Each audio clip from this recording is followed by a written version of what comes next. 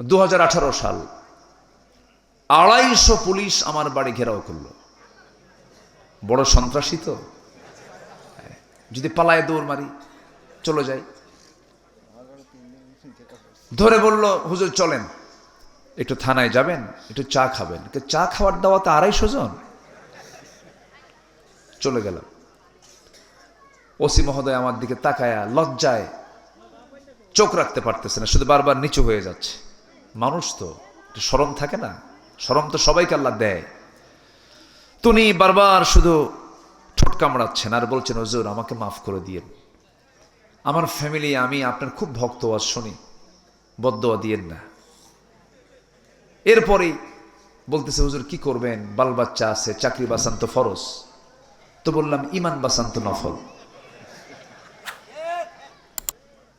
মামলা টামলা দিয়া কোর্টে চালান দিল। কোর্টে গেলাম, জজ সাহেব আমার দিকে তাকায়া মাথা নিচু করে মাথা নড়াচ্ছে। আহারে, চেনে, কিন্তু যে মামলা, এই মামলায় তো জামিন নাই। জামিন দিলে উনি আইন লঙ্ঘন করে ফেলবেন। তো জামিন নামঞ্জুর কইরা আমারে পাঠায় দিল জেলখানায়। ঢুকলাম তো মূল গেট দিয়ে যখন ঢুকি, ওই সময় এক মুরব্বী, 80 ঊর্ধ্ব বয়স হবে, 85 বছর বয়স হবে, আমার দিক তাকায়া এত খুশি হলো আমাকে দেখে, লম্বা একখান সালাম দিয়ে বলে, হুজুর আপনি জেলখানায় ঢুকছেন, খুব খুশি হলাম। তো বললাম, জেলখানায় ঢুকলাম, মানুষ খুশি হয় কখনো? হুজুর কি করবেন, মাহফিলে যাই, আপনার কতগুলো মাহফিলে গেলাম, এত চেষ্টা করছি আপনার সঙ্গে একটু মোসাফা করব, নসিবে জোটে নাই। আল্লাহ আমারে কি সুন্দর করে জুটাই দিল। দোয়া করি আপনি জেলখানায় থাকেন। তো আমি চাচাকে বললাম, চাচা তাই তো আপনি এই বুড়া বয়সে বাচ্চা, এই নাতিপুতি থুই আপনি জেলখানায় কেন? কে বাবা, বোমা হামলা, বোমা হামলা। মানে ওনার নামে কিসের মামলা দিছে? বোমা হামলার মামলা দিয়েছে। বয়স 80-85 বছর। বলেন তো, বোমা মারলে কি উনি কি লক্ষ্যে মারবে না ওনার মাথায় পড়বে? এই চিত্র হয়েছে। এরপরে এসো কোরআনের ছায়া তোলে সমবেত হই, এসো আল্লাহ রাসূলের অনুগত হই। وقال الذين كفروا لا تسمعوا لهذا القرآن والغوا فيه لعلكم تغلبون। কাফেররা বলেছিল, কোরআন তোমরা শুনতে চেও না, কোরআন শোনা থেকে বিরত থাকো, তোমরাই বিজয়ী হয়ে যাবে। কিন্তু আমার আল্লাহর কথা হলো, ওয়াইদা তুলিয়াত আলাইহিম আয়াতুহু যাদাতুহুম ঈমানাও ওয়া আলা রাব্বিহিম ইয়াতাওয়াক্কালুন। ইমানদারের সামনে যখন আল্লাহর কালাম যখন তেলাওয়াত করা হয়, ইমানদারের ইমান যদি দুর্বল থেকে যায়, কোরআন এমন একটা চার্জার, কোরআন শোনার সঙ্গে সঙ্গে তার ইমানটা শতগুণে বৃদ্ধি পেয়ে যায়। সেই আল্লাহর কালাম কোরআনে কারীম থেকে আমি কিছু কথা বলতে চাচ্ছি। আমাকে সময় দেওয়া যাবে তো? কারো কোনো সমস্যা আছে? কারো কোনো অসুবিধা আছে? আমরা সময় দেব। জোরে বলি ইনশাআল্লাহ। কোরআনে যা আছে, কোনো অতিরিক্ত কোনো কথা আছে কি? কোরআন কি কোনো অতিরিক্ত কথা বলে? অপ্রাসঙ্গিক কোনো বক্তব্য আছে? কোরআন যা বান্দার দরকার তাই আছে। শুধু একটা বিষয়ে নাই, শুধু একটা বিষয়ে শুধু বাদ পড়েছে, সেটা হলো এর মধ্যে কোনো মিথ্যা নাই। নাই শব্দ বাদ দিয়ে সবই আছে। জোরে বলি সুবহানাল্লাহ। আরো জোরে বলি সুবহানাল্লাহ। নড়ে কেন এত? মঞ্চ, হ্যাঁ মঞ্চটা আপনারা কেমন যেন একটু ভূমিকম্পের মতো নড়ে না? এটাও ঠিক আছে, চেয়ারের নিচেও তো নড়ে, এটাও নড়ে। যদি মানুষের পা যদি দুটো লেভেল না থাকলে হাঁটলে কেমন হয় বলেন তো? হ্যাঁ জি, ব্যাস নেন, দেন, ব্যাস, ওকে জি, ঠিক আছে। আপনাদের মনে হয় খুব কষ্ট হচ্ছে বসে থাকতে, চেয়ার দিলে মনে হয় ভালো হতো। আমি যখন বাইরের কান্ট্রিতে যাই তখন প্রত্যেক জন চেয়ারও থাকে, কিন্তু আমার দেশে আবার জনগণ চেয়ারে বসে মজা পায় না। হুজুর মাহফিল যদি হয় বসেই যদি না থাকি তাহলে এটুকু ওয়াজ হলো? এটুকু মনে করে এটা আমাদের দেশের একটা সৌন্দর্য। এটা বলি আলহামদুলিল্লাহ। এবছর প্যারেড ময়দান নাম শুনেছেন না? যে প্যারেড ময়দান আল্লামা সঈদ রাহিমাহুল্লাহ দীর্ঘ 29 বছর তিনি বক্তৃতা করেছেন, 77 থেকে 2006 সাল। 2006 থেকে নিয়ে 2024 সাল পর্যন্ত দীর্ঘ 18 বছর ফেরেশতারা বন্ধ রাখছিল। কারা বন্ধ? না, ফেরেশতা বলার কারণ আছে তো। ফেরেশতা দেখা যায় না, এদেরকেও 5ই আগস্টের পর থেকে আর দেখা যাচ্ছে না। তাহলে ফেরেশতাই তো নাই। তো 29 বছর পর, কি বলে 18 বছর পর সে মাহফিল আবার এবার বাস্তবায়ন হয়েছে। 5 দিন ব্যাপী তাফসীর মাহফিলের আমি একদিন ছিলাম সেখানে চিফ মেহমান হিসেবে। আল্লাহ পাক আমাকে কবুল করেছেন যে আল্লামা সাইদির সেই মঞ্চে সেই চেয়ারে বসার যোগ্যতা যদিও আমার নাই, তো সেখানেও কিন্তু এই যে লক্ষ লক্ষ মানুষ সব পিনপতন নীরব হয়ে মাটিতেই বসেছিল। এদেশের এটা ঐতিহ্য, এটা সৌন্দর্য। বলি আলহামদুলিল্লাহ। সম্মানিত ভাইয়েরা, এই মাহফিলগুলোর কল্যাণ আছে না নাই বলেন তো? এমনি তো শিক্ষা ব্যবস্থার 12টা বাজাইছিল, শরীফার গল্প ঢুকাইছিল, মনে আছেন আপনারা? ট্রান্সজেন্ডার ঢুকাইছিল, এরপরে লাল গরু, নবীর নাদ বাদ দিয়ে, নবীর কবিতা বাদ দিয়ে লাল গরু ঢুকিয়েছিল, অনেক কিছু করেছিল। সেখানে এই 16টা বছর যেখানে দিন চর্চাকে তারা মাইনাস করার জন্য নানামুখী ষড়যন্ত্র করেছিল, কিন্তু সেই সময় এই তাফসীর মাহফিলগুলো অনেকটাই বিশাল একটি ভূমিকা পালন করে আসছে দীর্ঘ 16 বছর। আমি কি ভুল বলছি ভাই? সম্মানিত ভাইয়েরা, যাই হোক, আমি যতক্ষণ কথা বলবো, আমার তো কোনো কথা বলতে আসেনি, এসেছি আল্লাহ পাকের কালাম থেকে কিছু কথা বলতে। এটা কি জনসভা না ইবাদতের জায়গা? বলুন, জনসভা না ইবাদতের জায়গা? আমরা কি মনে করে এসেছি, জনসভায় না ইবাদত করতে আসছি? আমরা শুরু করেছি নাহমাদুহু দিয়ে, ইবাদত শেষ হবে কি দিয়া? বলেন বলেন বলেন, কি দিয়ে? দোয়া দিয়ে শেষ হবে। আমরা মোনাজাত দিয়ে শেষ করব, একটা লোক নড়বো না। জোরে বলি ইনশাআল্লাহ। আসুন আমরা মূল আলোচনার দিকে আস্তে আস্তে যাই।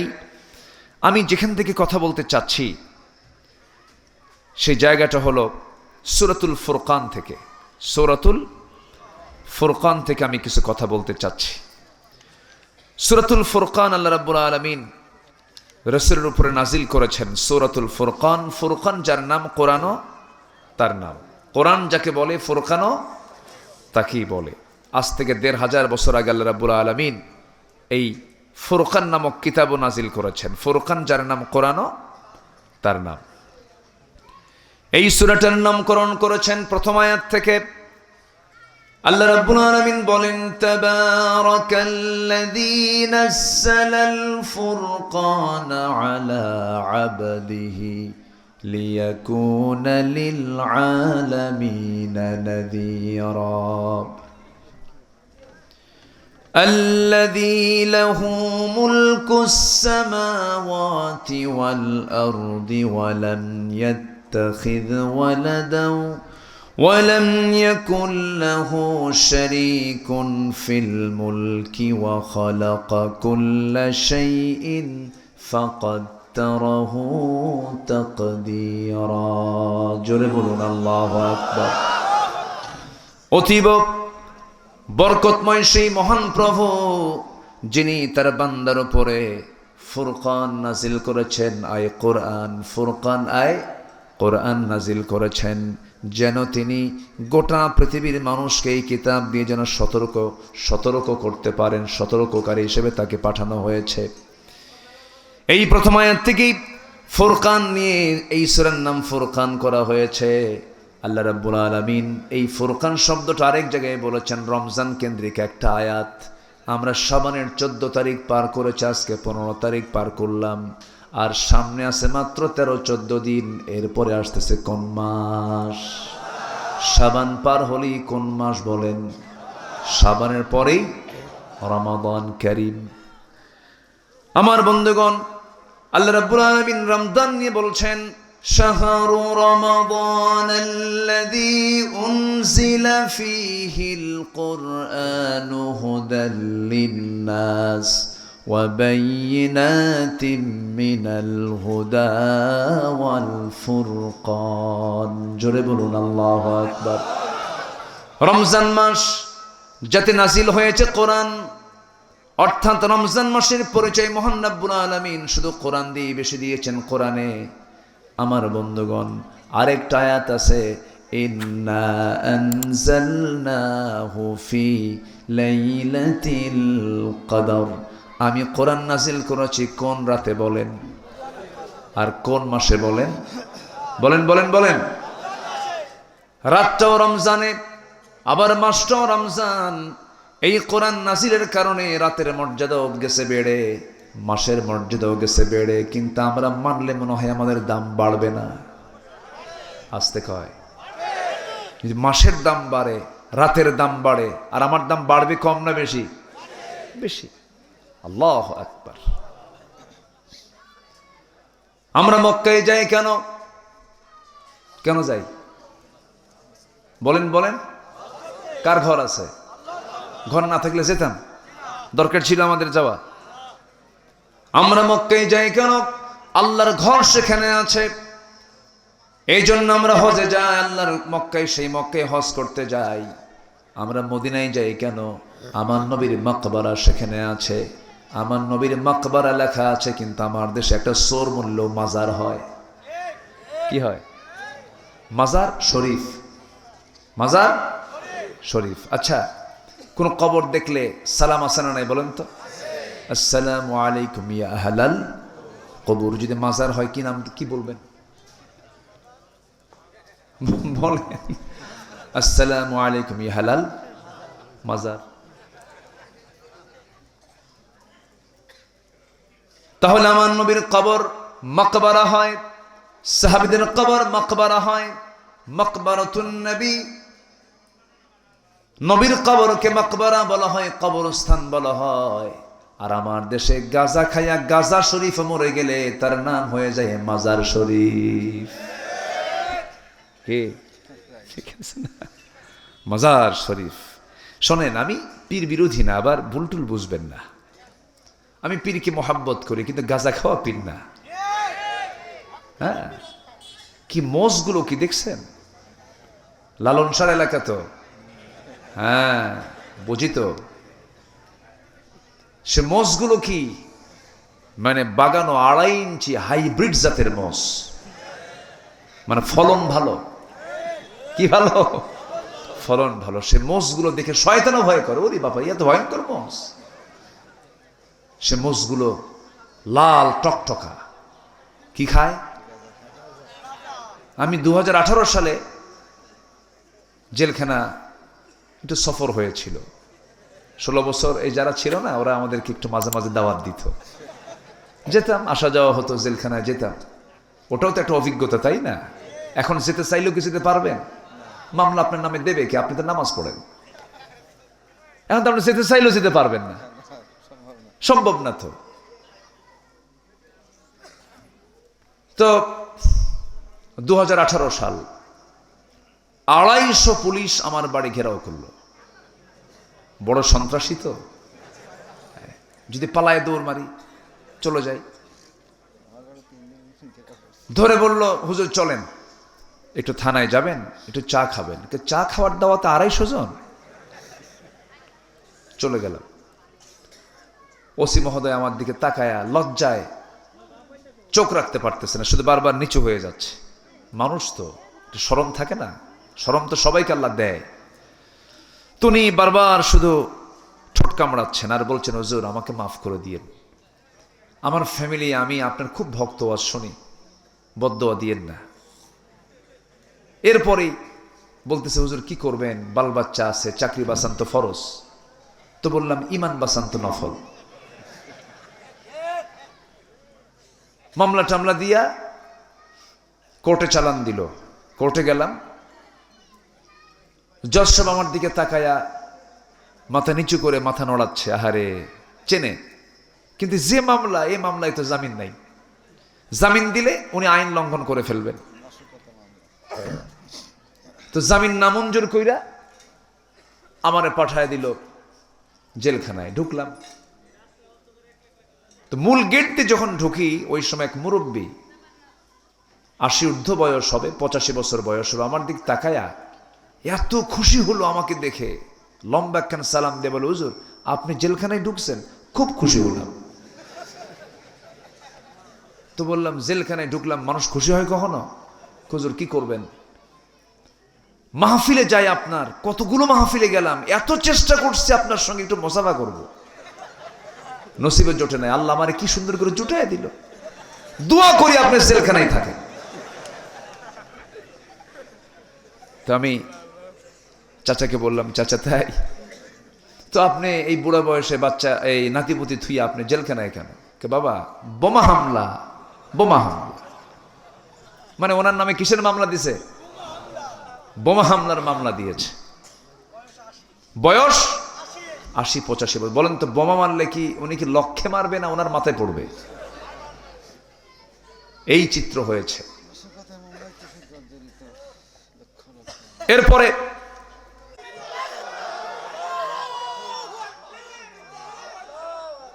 আল্লাহ কবুল করেন, জোরে বলি আমিন। অনেক মানুষের খোঁজ খবর নাই। ইলিয়াস আলী নিখোঁজ, কি স্বাধীন দেশ এটা। ব্রিগেডিয়ার আব্দুল্লাহ আমান আজমি একটানা 8টা বছর আয়না ঘরে তিনি ছিলেন, খেতে পারেননি, পচা বাসি খাবার, দুর্গন্ধযুক্ত পানি খেয়ে খেয়ে 8টা বছর পার করেছেন একজন ব্রিগেডিয়ার। একজন লয়ার, ব্যারিস্টার, সর্বোচ্চ একজন আইনজীবী আরমান, তাকেও এই আয়না ঘরে রাখা হয়েছিল। হেন এমন কিছু করা হয়নি যা বিগত 16 বছর ঘটেনি। আগে আমরা আইএমএ জাহেলিয়াতের কথা শুনেছি, ওটা ছিল ওল্ড জাহেলিয়াত, এরা বানিয়েছিল হলো নিউ জাহেলিয়াত, ঠিক কিনা? নির্মম পাশবিকতা, আগের পাশবিকতাকে হার মানিয়েছিল এরা, অনেক কিছু করেছে। চিন্তা করুন, একটা মানুষকে মেরে ফেলে টুকরো টুকরো করে, হাড় পৃথক করে, গোশতগুলোকে টুকরো টুকরো করে কমোডের মধ্যে দিয়ে ফ্ল্যাশ করেছে। মানুষ কত পাষাণ আর নির্মম হতে পারে, একমাত্র এরাই হতে পারে, এরাই হতে পারে।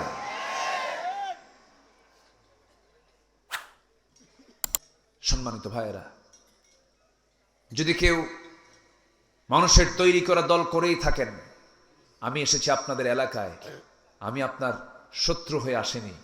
কোরআনকে সামনে রেখে বলতে চাই, মানুষের তৈরি করা কোনো দল করবেন না। দল করবেন কার? আসতে বলবেন না, কার? আপনি কি জানেন আপনার ওই দল করার কারণে আপনাকে জাহান্নাম যেতে হবে? ওই দল, ওই নেতা যেদিকে যাবে আপনি সেদিকে চলে যাবেন। খুব সাবধান, বি কেয়ারফুল। আপনার কিন্তু কেউ নাই, কে ছাড়া? আসতে বলবেন না, কে ছাড়া? ভাবতেছেন বউ আছে, ভাবতেছেন বাপ মা আছে, ভাবতেছেন ছেলে মেয়ে আছে, সব ধোকা। সব কি ধোকা? সব ধোকা। শুধু আমরা ক্ষণিকের জন্য আমরা অস্থির হই। কে বলেছে আমার আপন? বলেন, আমার কেউ আপন নাই, পৃথিবীতে আমার কেউ আপন না। এখনই মরে যাবেন। যে ছেলেটার জন্য আপনি হারামকে হালাল বানায়া সুদের কারবার করে করে অবৈধ ইনকাম করলেন, কিন্তু আপনি এখনই মরে যান, সন্তান কিছুক্ষণ কাঁদবে, সন্তানটা আপনার জানাজার জন্য অস্থির হয়ে যাবে, বেশিক্ষণ দেরি করবে না, লাশ পচে যাবে, ফুলে যাবে, তাড়াহুড়ো করে একদিন পার হতে দেবে না, কবর খনন করে কবরে রেখে আসবে, বউটা কাঁদবে, কিন্তু কতদিন কাঁদবে, সন্তান কতদিন মনে করবে? 2 মাস, 3 মাস, 4 মাস, 6 মাস। যে বউটার জন্য আপনি এত পাগল ছিলেন, সেই বউটা আপনি কম বয়সে মারা গেলেন, বউটা বিধবা হয়ে যাবে, শ্বশুর বাড়ির লোকজন ধরে নিয়ে চলে যাবে, বাচ্চা একটা এতিম হয়ে যাবে। কিন্তু আপনার সেই সুন্দরী বউ, যে বউকে আপনি দারুণ ভালোবেসেছেন, লাভ তো হলো না। 6 মাস পর ওই বাপ মা, তার বাপ মা অন্যত্র বিয়ে দেবে, নতুন স্বামী পেয়ে যাবে। নতুন স্বামী পেয়ে সেই আপনার সুন্দরী বউটা তার আব্বা আম্মাকে জানায় দেবে, আব্বা আম্মা তোমরা আমার ব্যাপারে যে সিদ্ধান্ত নিয়েছো, পরবর্তী বিবাহ দেওয়ার যে সিদ্ধান্ত নিয়েছিলে, ভালো সিদ্ধান্ত ছিল, কারণ আগের স্বামীর চাইতে এই স্বামী আমার আরো ভালো। কেউ নাই ভাই, কেউ নাই দুনিয়ায়, কেউ সব ভুয়া, কেউ আমার আপন বলতে কেউ নাই। শুধু আমার আপনজন যদি আপনি কেউ খুঁজতে চান, আমার আপনার আপনজন তিনি একজনই, যিনি আরশে আজিমের মালিক, তিনি আমার কে?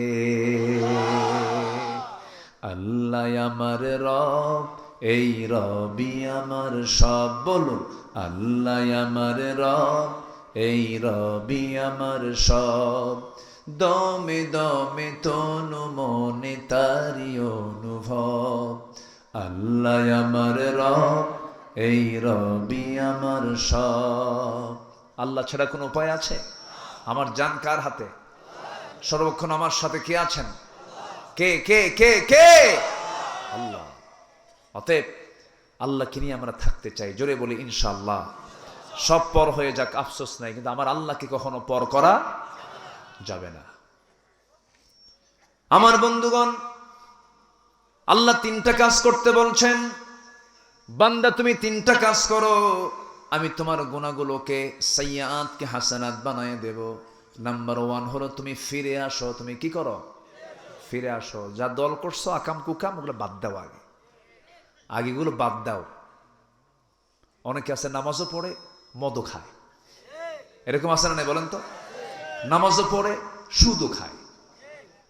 ওই জেলখানে আমি ছিলাম, ওখানে একজন এরকম আসামি ছিল, সে ইয়াবার কারবার করতো। কিসের কারবার? ইয়াবা। ইয়াবা নাম শুনছেন তো? ওই ছোট ছোট মানে দানা, হ্যাঁ, এলাকায় খায়। ওরে এগুলো আছে এলাকায়। এখানে ওহী নাজিল হলো কেমনে? জি। তো যে লোকটা জেলখানে, আমি তাকে বললাম, ভাই আপনি কি করেন? কে ভাই যান, আমার তো ইয়াবার মামলা। তো আপনি ইয়াবার মামলা করেন, নামাজও তো পড়েন আপনি? খুঁজুন, এটা আমার ব্যবসা। কি বলতেছে? এটা আমার ব্যবসা। তো বললাম যে ইয়াবা ব্যবসা হয় তো অবৈধ তো। খুঁজুন, আমি তো খাই না, আমি খাওয়াই। চিন্তা করেন সেন্স কত নিম্নমুখী হলে এই জাতীয় কথা বলতে পারে, কত নিম্নমুখী হলে এই কথা বলতে পারে। সম্মানিত ভাইয়েরা, সকল মাদক কে হারাম করেছেন? কে হারাম করে দিয়েছেন? আল্লাহ হারাম করেছেন। আগে হারাম ছাড়তে হবে। ছেড়ে দেওয়া মানে তৌবা করা। ছেড়ে দেওয়া মানে কি? তৌবা করা। তৌবা করা মানে হলো ব্যাক করা। আল্লাহ চুরি করেছে আর জীবনে চুরি করব না, ডাকাতি করেছে আর জীবনে ডাকাতি করব না, খুন করেছে আর জীবনে খুন করব না। এরকম করে যদি বান্দা ফিরে আসে, এটার নাম হলো তৌবা। এটার নাম কি বলেন? তৌবা। কিন্তু বান্দা করে কি? সারা জীবন, সারা বছর আকাম কুকাম করে, বরাতের রাত্রে জায়নামাজ নিয়ে যায়। আছে না? আছে না? সারা বছর আকাম কুকাম করে, রমজান মাসের 1 তারিখ থেকে দাড়ি কাটা বন্ধ করে দেয়, আর হাতে একটা তসবিহ নিয়া, আর চোখের মধ্যে সুরমা লাগায়া, নতুন জুব্বা পরে মনে হয় এখনই সে আসমান থেকে নাজিল হয়েছে। আছে। এটার নাম তৌবা না। তৌবা মানে হলো সিদ্ধান্ত নিয়েছে, আল্লাহ আমি যতগুলো গুনাহ করেছি, যত পন্থায় গুনাহগুলো করেছে, এই জাতীয় গুনাহ আমার জীবনে আর হবে না। এমন সিদ্ধান্ত নিয়ে যদি বান্দা ফিরে আসতে পারে, মহান রব্বুল আলামিন বলেন, তুবু ইলাল্লাহি তাওবাতান নাসুহা। তোমরা তওবার মতো তওবা করো, আমার কাছে ফিরে আসো। বান্দা, তোমার গুনাহ যত বড়, আমার রহমত তার চাইতে অনেক বেশি বড়। আমার কাছে মাফ চেয়ে নাও। আমার বন্ধুগণ, আল্লাহ যদি কাউকে মাফ করে দেন, যত বড় গুনাহ হোক না কেন, আল্লাহর কাছে গুনাহ মাফ করে দেওয়া কি বড় কিছু নাকি বলেন? আল্লাহ মাফ করলে পৃথিবীর কারো কাছে কৈফিয়ত দেওয়া লাগবে নাকি? ছোট্ট একটা ঘটনা মনে পড়ে গেল। আমার মায়ের একটু মনোযোগ দিয়ে শুনবেন। 3টা কাজ আজকে আমরা শিখে যাব। 1 নাম্বার শুরু হয়ে গেছে আলোচনা, আরো 2টা আছে, একটা একটা করে আজকে শুনে যাব। যে কথাটা আমি বলতে চাচ্ছিলাম, গুনাহ যত বড়ই হোক না কেন, যদি আপনি ফিরে আসেন, যদি আপনি ব্যাক করেন, সব গুনাহ মাফ হয়ে যাবে। রাসূল বলেছেন, আত-তাইবু মিনাজ যামবি কামান লা যামবা লাহ। যার তওবা কবুল হয়ে যায়, তার আগের কোনো গুনাহ তার জীবনে আর থাকে না। কি সুন্দর দামি কথা, কি সুন্দর দামি কথা। ওই 3জন ভাই উঠলেন কেন? সমস্যা কি? ওই যে 3জন ভাই একসঙ্গে উঠতেছেন, সমস্যা কি বলেন? কষ্ট হচ্ছে? অসুবিধা? তো না বলে যাচ্ছে কেন?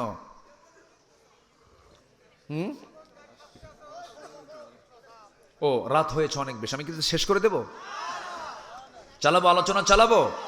তাহলে উঠতেছে কেন? এই কিসের 1 নাম্বার তোমার? ইয়াং ছেলে পেলে এক নাম্বার খুঁজে।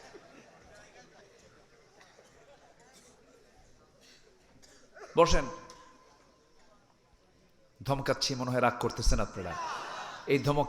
এই ধমকে কিন্তু দরদ আছে, ধমকে দরদ আছে। ফাবাশশিরহুম বিআযাবিন আলীম। রাসূলকে আল্লাহ পাক বলেছেন ফাবাশশিরহুম, তাদেরকে সুসংবাদ দেন জাহান্নামের। এটা কি সুসংবাদ? বলেন তো সুসংবাদ নাকি? আল্লাহ পাকও অনেক হিকমত দিয়ে কথা বলেছেন। জি, আমার নবীজির সময় লোকগুলো তো খুব কঠিন ছিল। রাসূল যে সময় জন্ম নিয়েছেন সেই সময় লোকগুলো এত খারাপ, উলঙ্গ হয়ে আল্লাহর ঘর তওয়াফ করত। তাও একজন আরেকজনের সামনে উলঙ্গ হতো। কত নোংরা দেখেন মানুষ। তাও আল্লাহর ঘরের সামনে, কাবা শরীফের সামনে তারা সব উলঙ্গ হয়ে তওয়াফ করত। এত নোংরা তারা। এরপরে একটা ভাঙ্গা পাতিলকে কেন্দ্র করে যুগের পরে যুগ তারা যুদ্ধ লেগে রাখত। সামান্য ইস্যুকে কেন্দ্র করে হাসতে হাসতে মার্ডার করে ফেলত। সেই যুগে একজন সাহাবী আল্লাহর নবীর কাছে এসে হাতে হাত রেখে বায়াত গ্রহণ করলেন, কালেমা পড়লেন, লা ইলাহা ইল্লাল্লাহু মুহাম্মাদুর রাসূলুল্লাহ। কালেমা পড়ে মুসলমান হলেন। কিন্তু কালেমা পড়ার পর সেই দিন থেকে বাড়িতে গিয়ে আর তার বিছানায় ঘুম হয় না, ঘুমাতে পারছেন না তিনি। নবীর কাছে বারবার এসে নবীর সামনেও কান্নাকাটি করেন। আমার নবীজি কয়েকটা দিন লক্ষ্য করে বলছেন, সাহাবী তুমি কি দিন গ্রহণ করে ঠকে গেছো নাকি? না তো হুজুর। কান্দো কেন? কান্না করার কারণটাকে কি হেতু বলো? হুজুর আমি দিন গ্রহণ করেছি যেদিন কালিমা পড়েছি সেই দিন থেকে আজ পর্যন্ত আমার চুল পরিমাণ কোনো ঘুম নাই। কেন ঘুম নাই? তোমার কি হয়েছে বলো? সাহাবী বলছেন, হুজুর দিন গ্রহণ করার আগে আমার দিলটা ছিল বড় পাষাণ, আমার ভিতরে কোনো মায়া দয়া কাজ করতো না, আমি বড় পাষাণ হৃদয়ের ছিলাম। কিন্তু যেদিন থেকে গ্রহণ করেছে আমার দিলটা নরম হয়ে গেছে, এই জন্য আমার কান্দাকাটি বেশি বেড়ে গেছে। কিসের জন্য কান্দো বলো? হুজুর নিজের হাতে জাহিলিয়াতের কারণে, জাহিলি যুগে আমার নিজের হাতে নিজের কন্যা সন্তানকে আমি জীবন্ত পুঁতে হত্যা করেছি। আমার মনে হয় গুনাহ মাফ হবে না। আমার নবীজি বললেন, সাহাবী তুমি কেমন করে মেরেছো একটু বলো তো। আমার নবীজি কিন্তু অনেক সময় কিছু কিছু সাহাবীদের কথা লম্বা সময় ধরে শুনতেন, শুধু বলতেন না, তিনি শুনতেনও। সমাজের মধ্যে কিছু কিছু লোক আছে দেখবেন শুধু বলে কিন্তু শোনার চান্স নাই, আছেন এরকম?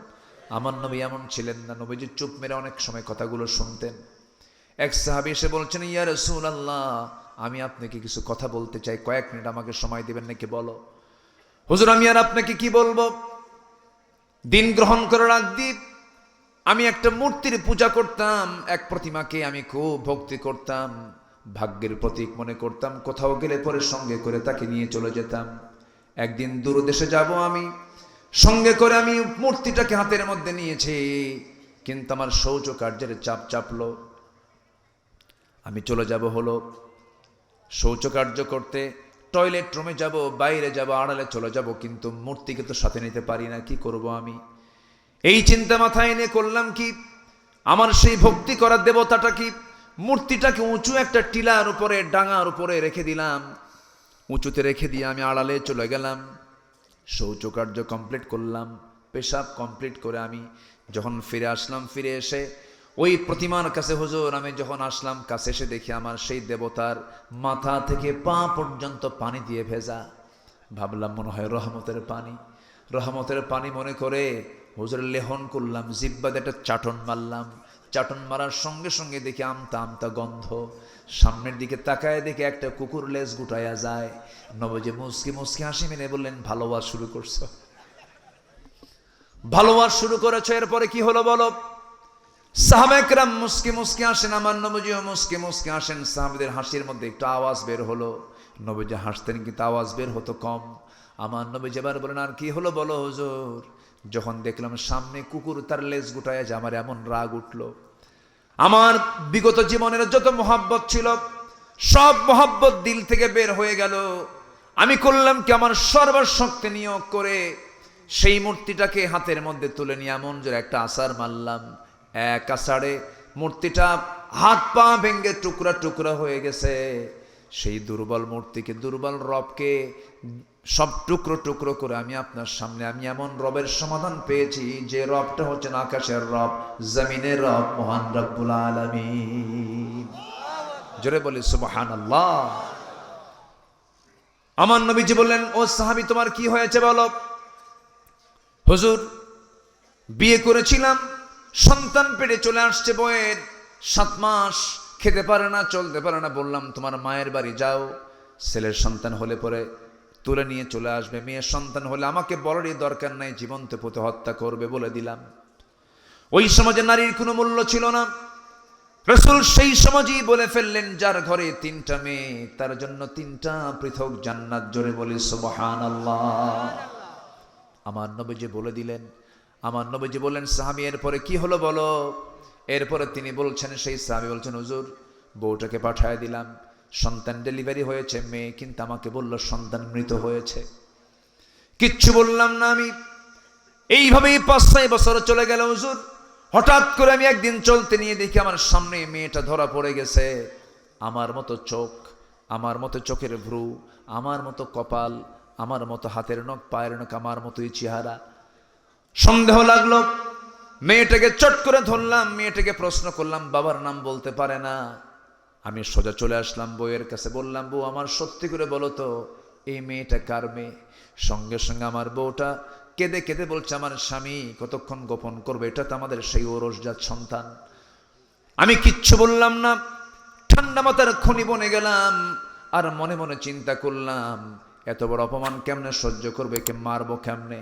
মারার পরিকল্পনা হাতে নিয়ে বউটাকে বললাম, বউ তুমি তোমার মেয়েটাকে সুন্দর করে সাজিয়ে দাও, গুছিয়ে দাও। এর মধ্যে হুজুর আমি আমার মেয়েটাকে বশ করে নিলাম, কোলের মধ্যে আদর করলাম, স্নেহ দিলাম। মেয়েটা বলছে, বাবা তুমি আমার এত সুন্দর, বাবা আমার মা তোমার ব্যাপারে খুব কঠিন কথা বলেছেন, কিন্তু তুমি তো সহজ বাবা, কত সুন্দর, আমাকে মায়া করো, আমাকে মহাব্বত করো। হুজুর মেয়েটা আমাকে চুমা খায় বারবার, আমার সঙ্গে রাতের বেলা থাকলো, একসঙ্গে থাকলাম। ছোট্ট মেয়ে আমার, সকালবেলা বললাম, মা চলো তোমাকে নানির বাড়িতে নিয়ে যাব। মেয়েটা অস্থির হয়ে গেছে নানির বাড়ি যাওয়ার জন্য। আমার বউ তাকে সাজিয়ে দিল, গুছিয়ে দিল। নানির বাড়ির কথা বলে রওনা করলাম। নানির বাড়ির দিকে রওনা না হয়ে জঙ্গলের দিকে রওনা দিলাম। মেয়েটার ছোট্ট মুখটা আরো ছোট হয়ে গেছে। মেয়েটা বলছে, বাবা এই দিক না গিয়ে তুমি জঙ্গলে কেন যাও? কিচ্ছু বললাম না। জঙ্গলটা পার হয়ে গেলাম। জঙ্গল পার হওয়ার পরে দুপুরবেলা কোদালটা হাতের মধ্যে নিয়ে হুজুর আমি কোদাল দিয়ে গর্ত খনন করছিলাম। মেয়েটা বারবার বলে, বাবা তুমি কি নানির বাড়ি যাবে না? গর্ত খনন কেন করো? তুমি কি জন্য করছো বাবা বলো তো? আমি কিচ্ছু বললাম না। আমি সেই সময় গর্ত খনন করছিলাম, প্রচন্ড গরম, শরীর থেকে ঘাম ঝরে। মেয়েটা গামছা দিয়ে সেই ঘামগুলো মুছে মুছে দেয়। আমার মেয়েটাকে আমি যখন গর্ত খনন করছিলাম, এমন সময় সিটকি সেই দাড়ির ভিতরে মাটি ঢুকে পড়ে। মেয়েটা তার 5 আঙ্গুল দিয়া সুন্দর করে খিলাল করে করে মাটিগুলো সাফ করে দেয়। বলে, বাবা নানির বাড়ি কখন যাবে, তুমি কি যাবে না বাবা বলো? কপালে চুমু খায়, গালে চুমু খায়, বুকের মধ্যে এসে জড়ে ধরে, এরকম করে বারবার আমাকে অনুনয় বিনয় করলো। গর্ত খনন শেষ হয়ে গেল আমার, আমি পিছন দিকে চলে এলাম। মা, মেয়েটাকে বললাম, মা দেখো তো গর্ত খনন কেমন হয়েছে। আমার মেয়েটা একটা মুচকি হাসি মারলো হুজুর, সেই মুচকি হাসি আমি আর ভুলতে পারছি না। আমার মেয়েটা মুচকি হাসি মেরে নিজে আগায় গেল, গর্তের কাছে গিয়ে একটু উঁকি মেরে যখন দেখতে লাগলো, আমি পিছন দিকে চলে আসলাম চক্ষু বন্ধ করে। এমন পাষাণ বাপ হুজুর, হৃদয়হীন বাপ আমি, এমন জোরে সজোরে আঘাত করলাম, ধাক্কা মারলাম পিছন থেকে।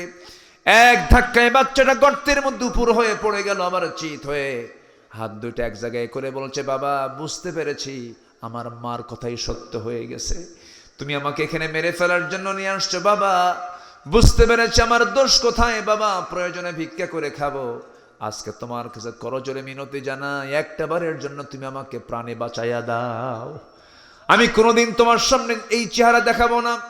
বারবার আমাকে বারবার বাঁচার জন্য আকুতি করলো, কিন্তু দিল নরম হলো না। হাতের মধ্যে পাথর নিলাম, পাথর নিয়ে আমার মেয়েটার কলিজা বরাবর, বুক বরাবর যখন মেরে দিলাম, ফিঙ্কি দিয়ে রক্ত পড়া শুরু হয়ে গেল। চোখের সামনে আমি আমার নিজের মেয়েকে আমি নিজে বাপ হয়ে পাথর চাপা দিয়া, মাটি চাপা দিয়া, বালু চাপা দিয়া জনমের মতো বিদায় করে দিলাম। আমার নবজি দীর্ঘ কথাগুলো শুনছিলেন। নবজির সামনে হাঁটু গেড়ে দিয়ে সেই সাহাবী বলছিলেন, নবজির চোখের কোনা বেয়ে বেয়ে পানি পড়ছিল।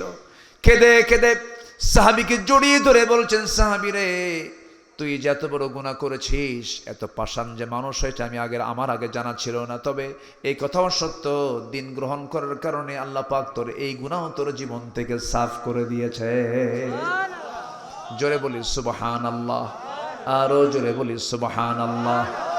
পাপ যতই বড় হোক না কেন, গুনাহ যতই বড় হোক না কেন, যদি আপনি তওবা করতে পারেন, তওবার মতো তওবা যদি করতে পারেন, আল্লাহ রাব্বুল আলামিন বলছেন, বান্দা আমি তোকে মাফ করে দেব। তাহলে আমরা আল্লাহর কাছ থেকে ক্ষমা চাইতে হলে এক নাম্বার কাজ আমরা আজকে কি শিখছি বলেন? কি করা?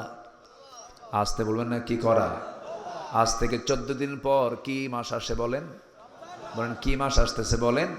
রমজান মাস। কিসের মাস বলেন? আমার দেশে জ্যৈষ্ঠ মাসে কি হয় বলেন? জ্যৈষ্ঠ মাসে জামাই দাওয়াত কম হয় না বেশি হয়? দাওয়াত দেয় না এলাকার মানুষ? না, লক্ষণ তো খুব খারাপ দেখতেছে। রসালো মাস কোনটা? রসালো মাস কোনটা? রসের মাস কোনটা বলেন?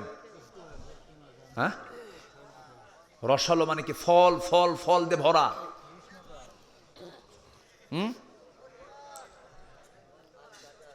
আম কাঁঠাল কোন মাসে? এই জামাই শ্বশুর কেউ নাই নাকি এখানে? কথা বলে না। কোন মাস? হ্যাঁ, জ্যৈষ্ঠ মাস। বলেন না কেন কথা? দাওয়াত দেন না? রাগ করতেছেন? ও, জামাই এখন শ্বশুর বাড়ি উল্টা নিয়ে আসে, বউ সহ। আমার বন্ধুগণ, যেমন ফলের একটা মৌসুম আছে, তেমনি একটি ইবাদতের মৌসুম আছে, যে মৌসুম ইবাদত করলে পরে আল্লাহ রাব্বুল আলামিন ডাবল ডাবল সওয়াব দিয়ে দেন। সেই মৌসুমের নাম কোন মাস বলেন? বলেন কোন মাস বলেন? রমজান মাস। এই রমজান মাসকে আমরা কাজে লাগাবো বেশি করে বিড়ি খায়া। হ্যাঁ, কষ্ট হচ্ছে, বয়স তো যে পা লেগে গেছে। আমি আপনাদেরকে মনে হয় কষ্ট দিয়ে ফেলতেছি। এত সুন্দর মানুষ হয়, একটা লোক কিন্তু ওঠে না। এই রাশেদ ভাই কই? কেউ তো যায় না বাড়ি। কি সুন্দর বসে আছেন, বলি আলহামদুলিল্লাহ। জীবন, আমার 3টা কাজ আজকে আমরা শিখে যাব। সম্মানিত ভাইয়েরা, রমজান সামনে পাবো, এনিওয়ে আল্লাহকে বলবো, আল্লাহ এই রমজান আমার জীবনের শেষ রমজান হতে পারে, তুমি আমাকে মাফ করে দাও। কি সিদ্ধান্ত নেওয়া যাবে? কি বিড়ি খাবো? আস্তে কয়, জোরে কন, আরো জোরে কন। বিড়ি খাওয়া যাবে? এই দেশের মানুষ ভাত বেশি খায় না বিড়ি বেশি খায়? দেখেন, বিড়ি বেশি খায়। কুষ্টিয়ার কি বিড়ি? হ্যাঁ, ডারবি। নাসির, এই যে নাসির, এই যে ছোট বাচ্চা, তুমি খবর পাইলা কই? 10 বছর বয়স কিন্তু। হ্যাঁ, এত বিড়ি জাতি খায়। আমার রংপুর হারাগাছ মাহফিল ছিল, রংপুর হারাগাছ। তো কমিটি আমাকে দাওয়াত দিয়ে নিয়ে গেল, আমি গেলাম, বেশ কয়েক বছর আগের কথা। আমি আলোচনা শেষও করেছি, আমি খেয়াল করিনি যে কারা আমাকে দাওয়াত দিয়েছে। দোয়ার আগ দিয়ে একজন এসে বলতেছে, হুজুর এটা দোয়া করতে হবে, কি আমাদের বিড়ি ফ্যাক্টরি তো, এটা দোয়া করে দেন। কি কথা কি বুঝতেছেন আপনারা? তা আমি বিশাল চিন্তায় পড়লাম, আমি যদি বিড়ির জন্য দোয়া করি জীবনে তার বিড়ির বিরুদ্ধে ওয়াজ করতে পারবো না। তো পরে উনি আমাকে কানে কানে বলতেছেন, আমি ওনাকে কানে কানে বললাম, সরি এ দোয়া বাদ। কি কথা কি বুঝলেন? এই দোয়া আমি করতে পারবো না। কি বিড়ি খায় মানুষ, সারাদিন রোজা রাখে, কোনো টেনশন নাই, বিড়ি কোনো খাওয়া খাওয়া নাই। সন্ধ্যা ইফতার করার পরে দোকানদারকে বলে, শোন 2 বার খাই নাই, একসাথে 3 বিড়ি খাবো। মানে সারাদিন খায় নাই, ওটা সহ কাঁচা তোলে, আছে না নাই? কেন? যে রোজা আপনাকে নেশা থেকে বাঁচায় না, এটা কি রোজা হলো? বলেন রোজা হলো? কেমনে রোজা হলো? আবার মাহফিল এসে প্রশ্ন করে, হুজুর ফতুয়া জিজ্ঞাসা করে, হুজুর বিড়ি খাওয়া কি জায়েজ আছে? মানে উনি জায়েজের চেষ্টায় আছেন। বিড়ি খাওয়া কি জায়েজ মনে হয় আপনাদের কাছে? বলেন তো, আসতে বলবেন না, আরো জোরে বলেন, আরো জোরে বলেন। হ্যাঁ, বিড়ি খাওয়া জায়েজ নয়, মারাত্মক গুনাহ, এটা মারাত্মক গুনাহ। খালি ছোটখাটো গুনাহ বলবো না আমি। শোনেন, আমি বলে দেই, আপনি পান খান, থামেন না, আপনি পান খান, পানের রস খান, পানের রস আপনার হজমের জন্য খুব ভালো। আমি আমার দাদার মুখের পান, চাবানো চিবানো পান আমি খাইছি। বুড়া মানুষের ঠোঁটটা যদি লালই না হয় তাহলে বুড়া হলো কেমন? ঠিক আছে না? না খাওয়াই উত্তম, খান। এদেশের মানুষ পানটা খায়, পানের রস তো, পান খান, কিন্তু পানের সাথে আবার হাকিমপুরি রহমতুল্লাহ আলাইহি কেন? হ্যাঁ, এখানে প্রশ্ন আছে, এখানে প্রশ্ন আছে না নাই? আছে। কেউ ডাইরেক্ট মারে, কেউ আগুন দিয়া মারে, কিন্তু গাছ কি 2টা না 1টা? গাছ একটাই। হুজুররা খায় তো একটা ফতুয়া, জর্দায় কম আসে, ফতুয়া কিন্তু ওটাও কম না, খাবেন না। মারাত্মক ক্ষতি এগুলো, ক্যান্সার হয়ে যায়। আল্লাহ যদি বলেন তোর তো আমি মৃত্যু দিতাম না, তুই তো খাইয়া মরছিস। কি আস্তে কন কেন, আস্তে কন কেন? আমি তোকে তো মরতে দিতাম না, তুই আরো বাঁচতি, তুই বিড়ি খায়াকে মরে আসলি কেন? তুই কম, কি জবাব দিবেন? কি জবাব দিবেন আপনি? তুই আগে মরলি কেন? ওয়ালা তুলকু বিআইদিকুম ইলা তাহলুকা, নিজকে তুমি ধ্বংসের দিকে ঠেলে দিও না। কার কথা? আল্লাহর। হাদিস না, এটা আয়াত। ওয়ালা তুলকু বিআইদিকুম ইলা তাহলুকা, নিজকে তুমি ধ্বংসের দিকে ঠেলে দিও না। আমার বন্ধুগণ, কথাই তো কথা বেড়ে যায়। তওবা করেছি, রোজা রাখতেছি, যে রোজা আমার বিড়ি খাওয়া বন্ধ করতে পারে না, যে রোজা আমার সুদ খাওয়া বন্ধ করতে পারে না, যে রোজা আমার মিথ্যা ছাড়তে পারে না, যে রোজার মধ্য দিয়ে আমি মিথ্যা ছাড়তে পারি না, যে রোজার মধ্য দিয়ে আমি গীবত ছাড়তে পারি না, রাসূল বলেছেন সে শুধু না খেয়ে থাকলো, আইয়াদা তুআমাহু ওয়া শারাবাহ, শুধু খাইলো না, শুধু পান করলো না, কিন্তু তার কোনো প্রাপ্তি আল্লাহর দরবারে নাই। এই জন্য সামনের যে 14 দিন পরে আসতেছি আমরা, ওই সময়টাকে আমরা গোল্ডেন টাইম মনে করব, মৌসুম মনে করব। আপনি কি জানেন এই রমজান মাসের প্রত্যেকটা মুহূর্তের দাম আল্লাহ পাক এই জন্য বাড়ায় দিয়েছেন, কারণ ওই মাসে নাজিল হয়েছে কোন কিতাব? বলুন কোন কিতাব? এই কিতাবকে মানলে পরে আমার দামটা কমে যাবে না বেড়ে যাবে? বেড়ে যাবে। আমার বন্ধুগণ, রোজাদার যদি খাদ্যে ভেজাল দেয়, রোজাদার যদি মিথ্যা কথা বলে, রোজাদার যদি গীবত শিকায়াত করে, রোজাদার যদি মিথ্যা সাক্ষী দেয়, সে রোজাদারের রোজা কি আল্লাহ দরবারে কবুল হবে নাকি? কবুল হবে না। নামাজও কবুল হবে না, কোনো ইবাদত কবুল হবে না। আমার বন্ধুগণ, খাদ্যে ভেজাল দেয় যে কত বড় অপরাধ, ছোট্ট একটা উদাহরণ দিলে স্পষ্ট হয়ে যাবে। আল্লাহ তাআলা প্রত্যেক বান্দার মধ্যে কম বেশি অসুখ দিয়েছেন। যে আল্লাহ অসুখ দিয়েছেন সে আল্লাহ মনে হয় ওষুধ দেন নাই? হ্যাঁ, অসুখ থাকলে তার ঔষধ আছে না নাই? আসতে বলবেন না, আছে। হয়তো আমরা খুঁজে পাই না, আর খুঁজে পেলেও নষ্ট করে ফেলি। যেরকম এই খুলনা অঞ্চলের একটা শ্রেষ্ঠ ওষুধ কোম্পানি আছে, ফ্যাক্টরি আছে, সেই ফ্যাক্টরি হলো খুলনা অঞ্চলের সবচাইতে বড় ফ্যাক্টরি সেটা সুন্দরবনে আছে। কোথায় আছে? সুন্দরবন একটা ফ্যাক্টরি। সেই ফ্যাক্টরির টোটাল ইনচার্জ আল্লাহ পাক দায়িত্ব দিয়েছেন নাহালকে, সূরাতুন নাহাল, মৌমাছিকে। কাকে দায়িত্ব দিয়েছেন? মৌমাছিকে। মৌমাছি কোন ডিপার্টমেন্ট চালায় বলেন? জোরে আসতে বলেন কেন? জোরে বলেন না কি? মধু। মধুর আরবি হচ্ছে বলেন তো? হ্যাঁ, আসাল। আসাল মুসাফা আছে না? আচ্ছা, নাহাল মানে হচ্ছে মৌমাছি। মৌমাছির কাজ হচ্ছে আল্লাহ তাআলা 3 দিন থাকার পর দেখি এরকম এক মশারু, যেটা বলতে নিয়ে আমি এত দূর আসলাম, 2.5 ইঞ্চি হাইব্রিড জাতের মোষ, বুড়া মানুষ, মাথার চুলও সাদা, দাড়িও সাদা, আর মোষ হচ্ছে লাল টকটকা। তো ভিতরে ঢুকে উনি আমাকে চেনেন না, ওনারা তো আলাদা জগতের মানুষ। তা আমি নিজেই তাকে সালাম দিয়ে বললাম, চাচা আপনি এখানে কেন? বাবা, সরকারের মাথা খারাপ হয়ে গেছে। কেন? বেহেশতের গাছের বিরুদ্ধে ষড়যন্ত্র শুরু হয়েছে। বললাম বেহেশতের গাছ দুনিয়াতে আসলো কেমনে? তুবা নামে একটা বেহেশতের গাছ আছে, তুবা গাছ তো এখানে নাই। তোবা একটা বেহেশতের বৃক্ষ, একটা বৃক্ষের নাম। তোবা লাহুম ওয়া হুসনু মাআব। আমি বললাম যে চাচা বেহেশতের গাছ মানে কি? বাবা বুঝবা না, এটা বুঝতে অনেক কিছু। কোরআন তো তোমাদের 30 পারা,